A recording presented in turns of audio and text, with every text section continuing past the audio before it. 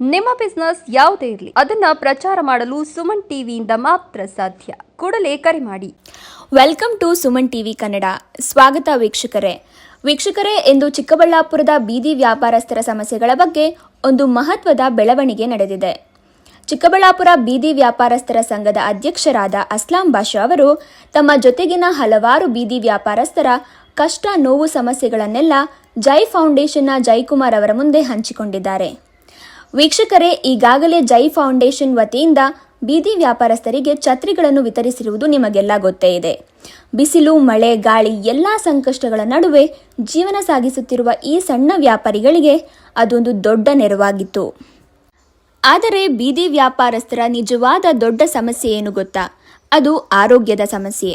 ಹೌದು ವೀಕ್ಷಕರೇ, ರಸ್ತೆ ಬದಿಯಲ್ಲಿ ದಿನಪೂರ್ತಿ ನಿಂತು ವ್ಯಾಪಾರ ಮಾಡುವ ಈ ಜನರಿಗೆ ಅನಾರೋಗ್ಯ, ದೇಹದ ದಣಿವು, ತುರ್ತು ವೈದ್ಯಕೀಯ ವೆಚ್ಚಗಳು ದೊಡ್ಡ ತಲೆನೋವಾಗಿವೆ. ಆದರೆ ಈ ಸಮಸ್ಯೆಗಳ ಬಗ್ಗೆ ಯಾರೂ ಸರಿಯಾಗಿ ಜವಾಬ್ದಾರಿ ತೆಗೆದುಕೊಳ್ಳುತ್ತಿಲ್ಲ ಎಂಬ ನೋವನ್ನು ಅಸ್ಲಾಂ ಬಾಷಾ ಅವರು ಮನಮುಟ್ಟುವಂತೆ ವ್ಯಕ್ತಪಡಿಸಿದ್ದಾರೆ. ಈ ವೇಳೆ ಬೀದಿ ವ್ಯಾಪಾರಸ್ಥರ ಪರವಾಗಿ ಮಾತನಾಡಿದ ಅಸ್ಲಾಂ ಬಾಷಾ ಅವರು ಅವರ ಆರೋಗ್ಯದ ಕಷ್ಟಗಳು, ಜೀವನದ ಸಂಕಷ್ಟಗಳು, ಮೂಲಭೂತ ಸೌಲಭ್ಯಗಳ ಕೊರತೆ ಇವೆಲ್ಲದರ ಬಗ್ಗೆ ಜೈಕುಮಾರ್ ಅವರಿಗೆ ಸಂಪೂರ್ಣ ವಿವರ ನೀಡಿದ್ದಾರೆ.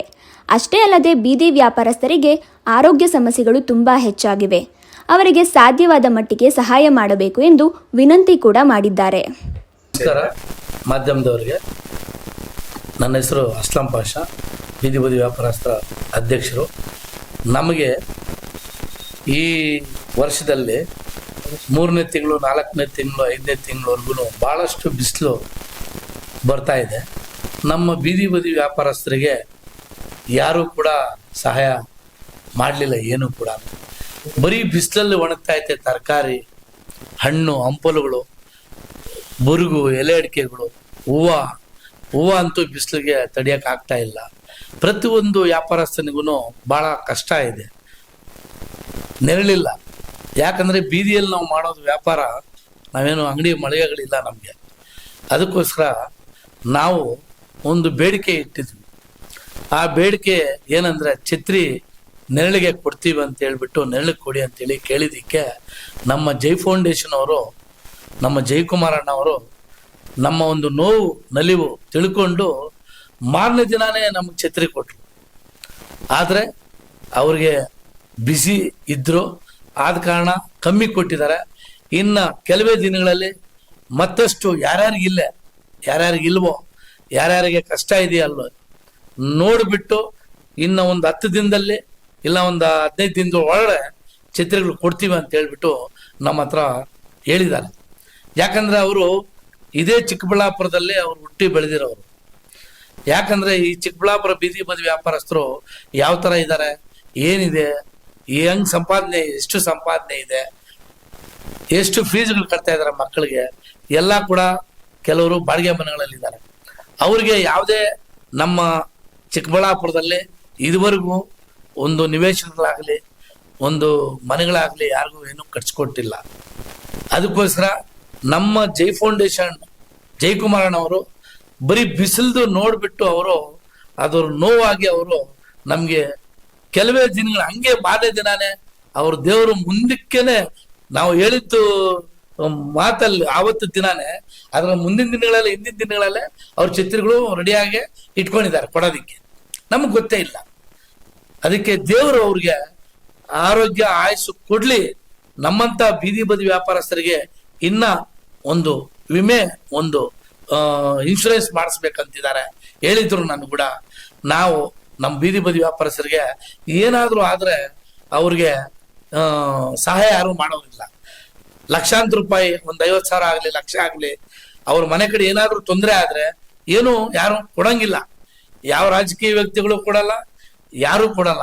ಆದರೆ ನಮಗೋಸ್ಕರ ಅವರು ಮುಂದೆ ಬಂದು, ನಾನು ಆರೋಗ್ಯ ವಿಮೆ ಆದರೆ ಅಂದರೆ ಇನ್ಶೂರೆನ್ಸು ನಾಳೆ ದಿನ ನಿಮಗೆ ವರ್ಷಕ್ಕೆ ಒಂದ್ಸತಿ ಕಟ್ಟಬೇಕಂದ್ರೆ ನಮ್ಮ ಕೈಯಲ್ಲಿ ಆಗ್ತಾ ಇಲ್ಲ. ಬೀದಿ ವ್ಯಾಪಾರಿಗಳಿಗೆ ಅವ್ರು ಕಟ್ಕೊಡ್ತೀವಿ, ನೀವಿರೋ ಗಂಟಾನು ನಮ್ಮ ಜೈಕುಮಾರ್ ಅಣ್ಣ 100 ವರ್ಷ ಬಾಳ್ಲಿ, ಬದುಕಬೇಕು, ಅವ್ರು ಇರೋ ಗಂಟಾನು ನಮ್ಮ ವಿಮೆ ಕಟ್ಕೊಡ್ತೀನಿ ಅಂತ ಹೇಳಿದ್ದಾರೆ. ಅವ್ರು ಈಗ ಕೆಲವೇ ದಿನಗಳಲ್ಲಿ ಅವ್ರು ಬಂದು ನಮ್ಮ ಕೂಡ ಬಂದು ಒಡನಾಟ ಇಟ್ಕೊಂಡು ನಮ್ಮ ಹತ್ರನೇ ಅವರು, ನಾವೆಲ್ಲ ಅವ್ರ ಹತ್ರ ಹೋಗ್ತಿರೋದು, ಅವರೇ ನಮ್ಮ ಹತ್ರ ಬಂದು ನಮ್ಮ ಕಷ್ಟ ಸುಖಗಳು ಕೇಳ್ತಾ ಇದ್ದಾರೆ. ಅವ್ರು ಮಾಡ್ಕೊಡ್ತೀನಿ, ಈ ವಿಮೆ ಮಾಡ್ಕೊಡ್ತಾರಂತೆ. ಈಗ ಅವ್ರಿಗೆ ದೇವ್ರು ಒಳ್ಳೇದಾಗ್ಲಿ. ನಮಗೋಸ್ಕರ ಅವರು ಯಾರು ಮಾಡ್ತಾ ಇಲ್ಲ, ನಮಗೋಸ್ಕರ ನೋಡ್ರಿ ಮೊನ್ನೆ ಸ್ಟೇಟ್ಮೆಂಟ್ ಕೊಟ್ರು. ಛತ್ರಿಗಳು ಕೊಟ್ಟ ನಂತರ ಅವ್ರು ಆವತ್ತಿನ ದಿನಾನೇ ಒಂದು ಸ್ಟೇಟ್ಮೆಂಟ್ ಕೊಟ್ರು ಬೀದಿ ಬದಿ ವ್ಯಾಪಾರಸ್ಥರಿಗೆ. ನೋವು ಯಾವ ತರ ಇದೆ ಚುಚ್ಚು ಮಾತಾಡಿದ್ರು ಅವರು. ಯಾಕಂದ್ರೆ ಅವರು ಕಷ್ಟ ಬಿದ್ದು ಮುಂದಕ್ಕೆ ಬಂದಿರೋದು, ಬಡವರು ಅವರು ಕೂಡ ಹಿಂದೆ. ಈಗ ಅವ್ರಿಗೆ ದೇವರು ಕೊಟ್ಟವನೇ, ಆ ದೇವರು ಕೊಟ್ಟಿದ್ದಕ್ಕೆ ಕೈ ಮುಂದೆ ಚಾಚಿಸ್ತಾ ಇದ್ದಾರೆ. ಅದು ಚಾಚಿಸಕ್ಕೆ ದೇವರು ಶಕ್ತಿ ಕೊಡ್ಲಿ, ಅವ್ರ ಯುಕ್ತಿ ಕೊಡ್ಲಿ, ಇನ್ನ ಕೊಡ್ಲಿ ಅಂತೇಳಿ ನಾವು ಈ ಸಂದರ್ಭದಲ್ಲಿ ಹೇಳಕ್ಕೆ ಇಷ್ಟಪಡ್ತಾ ಇದ್ದೀವಿ. ಇದನ್ನೆಲ್ಲ ಗಮನದಿಂದ ಆಲಿಸಿದ ಜೈ ಫೌಂಡೇಶನ್ನ ಜೈಕುಮಾರ್ ಅವರು ಮುಂದಿನ ದಿನಗಳಲ್ಲಿ ಬೀದಿ ವ್ಯಾಪಾರಸ್ಥರಿಗೆ ಇನ್ನಷ್ಟು ದೊಡ್ಡ ಮಟ್ಟದ ಸಹಾಯ ಮಾಡಲು ಭರವಸೆ ನೀಡಿದ್ದಾರೆ. ಮುಖ್ಯವಾಗಿ ಹೆಲ್ತ್ ಇನ್ಶೂರೆನ್ಸ್ ವ್ಯವಸ್ಥೆ, ಅವರಿಗೆ ಬೇಕಾಗಿರುವ ಮೂಲ ಸೌಕರ್ಯಗಳು ಮತ್ತು ಜೀವನೋಪಾಯಕ್ಕೆ ನೆರವಾಗುವ ಹಲವು ಅಗತ್ಯ ವಿಷಯಗಳಲ್ಲಿ ತಮ್ಮಿಂದ ಸಾಧ್ಯವಾದ ಸಹಕಾರ ಮತ್ತು ಜವಾಬ್ದಾರಿ ತೆಗೆದುಕೊಳ್ಳುವುದಾಗಿ ತಿಳಿಸಿದ್ದಾರೆ. ವೀಕ್ಷಕರೇ, ಇದು ಕೇವಲ ಒಂದು ಭರವಸೆ ಮಾತ್ರವಲ್ಲ, ಬೀದಿ ವ್ಯಾಪಾರಸ್ಥರ ಬದುಕಿಗೆ ಆಶಾಕಿರಣವಾಗುವ ಹೆಜ್ಜೆ ಅಂತಾನೆ ಹೇಳಬಹುದು.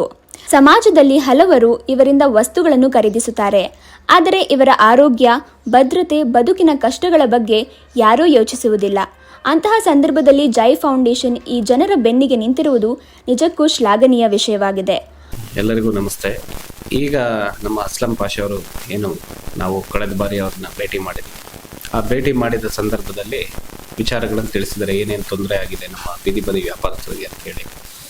ಅದರ ಜೊತೆಗೆ ನಮ್ಮ ಅಸ್ಲಂ ಪಾಷರು ಮೊನ್ನೆ ಮಾಧ್ಯಮದಲ್ಲಿ ವರದಿ ಬಿತ್ತರ ಆದಾಗ ಅವರೊಂದು ತಮ್ಮ ನೋವನ್ನು ತೋಡ್ಕೊಂಡಿತ್ತು. ಅದಕ್ಕೆ ಮುಂಚಿತವಾಗೇ ನಾವು ಒಂದು 15 ದಿನ ಮುಂಚೆನೇ ಇದನ್ನ ಮನಗಂಡು ಈ ಬೇಸಿಗೆ ನಾವು ಮಾಧ್ಯಮದಲ್ಲಿ ಮತ್ತು ಹವಾಮಾನ ಇಲಾಖೆ ತಿಳಿಸಿದೆ, ಈಗಾಗಲೇ ಬೇಸಿಗೆ ಬೇಗ ಜಾಸ್ತಿ ಇದೆ ಅಂತ ಹೇಳಿ ನಮ್ಮ ಬೀದಿ ಬದಿ ವ್ಯಾಪಾರಿಗಳಿಗೆ ತೊಂದರೆ ಜಾಸ್ತಿ ಆಗುತ್ತೆ.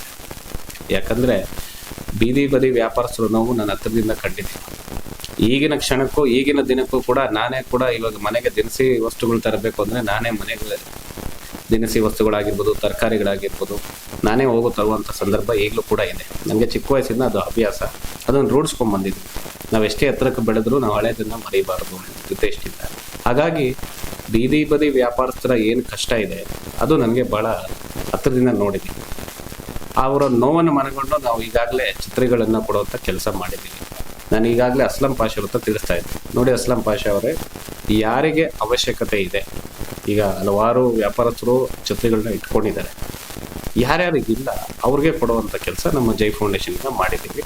ಈಗ ಇನ್ನೂ ಕೂಡ ಕೆಲವು ವರ್ತಕರು ಬೀದಿ ಬದಿ ವ್ಯಾಪಾರಿಗಳಿದ್ದಾರೆ, ಅವರು ಕೂಡ ಬೇಡಿಕೆನ ಸಲ್ಲಿಸಿದ್ದಾರೆ ಅಸ್ಲಂ ಪಾಷಾ ಅವ್ರ ಹತ್ರ.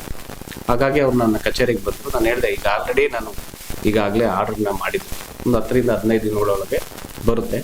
ತಮ್ಮ ಒಂದು ನೇತೃತ್ವದಲ್ಲಿ ಇಲ್ಲಿ ಜೈ ಫೌಂಡೇಶನ್ ಜೊತೆಗೆ ತಾವಿರಿ, ನಿಮ್ಮ ಒಂದು ಬೀದಿ ಬದಿ ವ್ಯಾಪಾರ ಸಂಘದ ಜೊತೆಗೆ ನಿರಂತರವಾಗಿರ್ತೀನಿ ನಾವೆಲ್ಲರೂ ಸೇರಿ ಹೋಗಿ ಕೊಡೋಣ. ಇದಕ್ಕೆ ಯಾವುದೇ ರೀತಿಯ ಒಂದು ಆಡಂಬರವಾದ ಫಂಕ್ಷನ್ನು, ಸ್ಟೇಜು, ಇನ್ನೊಂದು ನನಗೆ ಅಭ್ಯಾಸಗಳಿಲ್ಲ. ಯಾಕಂದರೆ ಅವ್ರ ಜೊತೆ ನಾವು ಒಬ್ಬ ಸಾಮಾನ್ಯ ವ್ಯಕ್ತಿಯಾಗಿರ್ಬೇಕೇ ಹೊರತು ಅವ್ರನ್ನ ನಾವು ಸ್ಟೇಜ್ ಫಂಕ್ಷನ್ಗಳು ಮಾಡಿ ಅವ್ರನ್ನ ಒಂದು ಕಾಯಿಸಿ ಅವ್ರಿಗೇನೋ ಒಂದು ಕೊಡುವಂಥ ಕೆಲಸ ನಮಗೆ ಆ ಥರ ಒಂದು ವೈಭವೀಕರಣ ಬೇಕಾಗಿದೆ. ಹಾಗಾಗಿ ನಾನು ಹೇಳಿದೆ, ಅಸ್ಲಂ ಪಾಷಾ ಅವರೇ, ನಾವೆಲ್ಲ ಸೇರಿ ನಿಮ್ಮ ಜೊತೆಗೂಡಿ ನಮ್ಮ ತಾಲೂಕಿನ ಒಂದು ಬೀದಿ ಬದಿ ವ್ಯಾಪಾರ ಅವ್ರ ಬಳಿಗೆ ನಾವೇ ಹೋಗೋಣ. ನಿಜವಾದ ಅವಶ್ಯಕತೆ ಎಲ್ಲಿದೆ, ಯಾರ್ಯಾರಿಗಿಲ್ಲ ನಾವು ಅವ್ರನ್ನ ಭೇಟಿಯಾಗಿ ಅವರ ಕಷ್ಟಗಳನ್ನ, ಕುಂದುಕೊರತೆಗಳನ್ನ ಆಲಿಸಿ ಅವ್ರಿಗೆ ಕೊಡುವಂಥ ಕೆಲಸ ಮಾಡೋಣ. ಜೊತೆಗೆ ನಿಮ್ಮ ಒಂದು ಬೀದಿ ಬದಿ ವ್ಯಾಪಾರಸ್ಥರು ಏನಿದ್ದಾರೆ, ಇವತ್ತು ರಸ್ತೆ ಅಗಲೀಕರಣಗಳು ತಾವೆಲ್ಲ ಗಮನಿಸಿದ್ದೀರ ಮಾಧ್ಯಮದಲ್ಲಿ. ಇವತ್ತು ಧೂಳು ಮುಕ್ತ ನಗರ ಆಗಿಲ್ಲ, ಧೂಳಿನಿಂದ ತುಂಬಿರುವಂಥ ನಗರ ಆಗಿದೆ ನಮ್ಮ ಚಿಕ್ಕಬಳ್ಳಾಪುರ. ಅದೇನಾಗಿದೆಯೋ ಗೊತ್ತಿಲ್ಲ. ಸಂಬಂಧಪಟ್ಟ ಲೋಕೋಪಯೋಗಿ ಇಲಾಖೆ ಅಧಿಕಾರಿಗಳಾಗಿರ್ಬೋದು, ಸಂಬಂಧಪಟ್ಟ ನಗರಸಭೆಯವರಾಗಿರ್ಬೋದು, ಎಲ್ಲಿ ನೋಡಿದ್ರು ಧೂಳು. ಈಗ ಬೀದಿ ಬದಿ ವ್ಯಾಪಾರಿಗಳೇನಿದ್ದಾರೆ, ಈಗ ವ್ಯಾಪಾರ ಮಾಡುವಂಥ ಇದರಲ್ಲಿ ಆ ಒಂದು ಧೂಳಿನಿಂದ ಕೂಡಿರುವಂಥ ವಾತಾವರಣ ನಿರ್ಮಾಣ ಆದಾಗ ಅವರು ಧೂಳಿನಲ್ಲೇ ವ್ಯಾಪಾರ ಅಂತ ಮಾಡಿಕೊಂಡು ಅವರ ಆರೋಗ್ಯ ಸಮಸ್ಯೆಗಳೇನಾದರೂ ಆದರೆ ಅವರಿಗೆ ಯಾರು ನಿಲ್ಲುವಂಥ ಕೆಲಸ ಆಗುವಂಥದ್ದು. ಹೀಗಾಗಿ ನಾನು ಮೊನ್ನೆ ಛತ್ರಿಗಳನ್ನ ಕೊಟ್ಟಾಗೂ ಕೂಡ ನಾನು ತಮಗೆ ತಿಳಿಸಿದ್ದೆ ಮಾಧ್ಯಮದಲ್ಲಿ, ಅವ್ರಿಗೆ ಒಂದು ಆರೋಗ್ಯ ವಿಮೆ ಮಾಡಿಸ್ಕೊಡ್ಬೇಕು. ಯಾಕಂದರೆ ಎಲ್ಲ ಸಂದರ್ಭಗಳಲ್ಲೂ ನಾವು ಒಬ್ಬರ ಜೊತೆ ನಿಲ್ಬೋದು, ಇಬ್ಬರ ಜೊತೆ ನಿಲ್ಬೋದು, 10-100 ಜನ ಜೊತೆ ನಿಲ್ಲೋಕ್ಕೆ ನಾವು ಇನ್ನು ದೇವರಲ್ಲ. ಆ ದೇವರು ನಮ್ಗೆ ಶಕ್ತಿ ಕೊಟ್ಟಿರೋದನ್ನ ಅವ್ರಿಗೆ ಒಂದು ವಿಮೆ ಮಾಡಿಸ್ಕೊಟ್ಟಾಗ ಅವರು ಯಾರ ಮೇಲೇನೂ ಒಂದು ಡಿಪೆಂಡ್ ಆಗದೇ ಇರೋ ರೀತಿಯಲ್ಲಿ ಅವರ ಒಂದು ಸಂಕಷ್ಟದ ಸಮಯದಲ್ಲಿ ಒಂದು ನೆರವಾಗಿ ನಿಲ್ಲಬೇಕು ಅಂತೇಳಿ ಜೈ ಫೌಂಡೇಶನ್ ಕಡೆಯಿಂದ ನಾವು ಮೊನ್ನೆ ಒಂದು ಆರೋಗ್ಯ ವಿಮೆ ಏನು ನಮ್ಮ ತಾಯಿಯವರ ಹುಟ್ಟಿದ ದಿನ ನಾವು ಏನು ಅನೌನ್ಸ್ ಮಾಡಿದ್ವಿ ಅದನ್ನು ನಡೆಸ್ಕೊಡೋ ರೀತಿಯಲ್ಲಿ ಇವತ್ತು ಅಸ್ಲಂ ಪಾಷರು ಭೇಟಿ ಕೊಟ್ಟರು. ಅವರಿಂದ ನಾನು ಮಾಹಿತಿಯನ್ನು ಕೇಳಿದ್ದೇನೆ. ಎಲ್ಲದು ಆಧಾರ್ ಕಾರ್ಡ್ ಏನು ಲೈಸೆನ್ಸ್ ಇದೆ ಅವರ ವಿವರಗಳನ್ನ ಕೊಡಿ, ನಾನು ಇನ್ಶೂರೆನ್ಸ್ ಏಜೆಂಟ್ ಅವ್ರನ್ನ ಕರೆಸಿ ತಮ್ಮೊಂದಿಗೆ ಒಂದು ಸಮಾಲೋಚನೆ ನಡೆಸಿ ಮುಂದೆ ಏನು ಅವಶ್ಯಕತೆ ಡಾಕ್ಯುಮೆಂಟ್ಗಳಿದೆ ಅದನ್ನು ಕೊಟ್ಟು ಒಂದು ಸುಸಜ್ಜಿತವಾದ ರೀತಿಯಲ್ಲಿ ಅವರ ಜೊತೆ ಒಂದು ಆರೋಗ್ಯದ ವಿಚಾರದಲ್ಲಾಗಿರ್ಬೋದು ಏನೇ ಕಷ್ಟ ಕುಂದುಕೊರತೆ ಇದ್ರೂ ನೀವು ಮುಕ್ತವಾಗಿ ಜೈ ಫೌಂಡೇಶನ್ ಕಚೇರಿ ಇಲ್ಲೇ ಇದೆ, ಭೇಟಿ ಮಾಡಿ. ನಾನೇ ಬರ್ತೀನಿ ನಿಮ್ಮ ಹತ್ರ. ಮುಂದಿನ ದಿನಗಳಲ್ಲಿ ಬೀದಿ ವ್ಯಾಪಾರಸ್ಥರಿಗೆ ಹೆಲ್ತ್ ಇನ್ಶೂರೆನ್ಸ್ ಹಾಗೂ ಇನ್ನಷ್ಟು ಸೌಲಭ್ಯಗಳು ಸಿಗುತ್ತವೆಯಾ? ಜೈ ಫೌಂಡೇಶನ್ ಯಾವ ರೀತಿಯ ಯೋಜನೆ ಜಾರಿಗೆ ತರುತ್ತದೆ ಎನ್ನುವುದನ್ನು ಕಾದು ನೋಡಬೇಕಾಗಿದೆ. ಇದು ಸಮಾಜದ ಅತಿ ಸಾಮಾನ್ಯ ಜನರ ಬದುಕಿಗೆ ಸಂಬಂಧಿಸಿದ ಮಹತ್ವದ ವಿಷಯ. ಈ ಬಗ್ಗೆ ನಿಮ್ಮ ಅಭಿಪ್ರಾಯ ಏನು ಅನ್ನೋದನ್ನು ಕಾಮೆಂಟ್ನಲ್ಲಿ ತಿಳಿಸಿ. ಇನ್ನಷ್ಟು ಇಂತಹ ಜನಪರ ಸುದ್ದಿಗಳಿಗಾಗಿ ಸುಮನ್ ಟಿವಿ ಕನ್ನಡವನ್ನು ಲೈಕ್ ಮಾಡಿ, ಶೇರ್ ಮಾಡಿ, ಸಬ್ಸ್ಕ್ರೈಬ್ ಮಾಡಿ. ಧನ್ಯವಾದಗಳು.